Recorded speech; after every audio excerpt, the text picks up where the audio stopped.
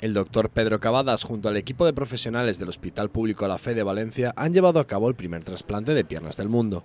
La evolución del paciente es favorable, pero según ha informado el propio Cavadas, al tratarse de una operación pionera, conviene ser prudentes y esperar a los resultados. El hueso debería consolidar como un hueso normal, como los huesos de los trasplantados. Me imagino que en 2 meses debería ser capaz de caminar en piscina y en 3 meses debería ser capaz de caminar, de aguantar su peso.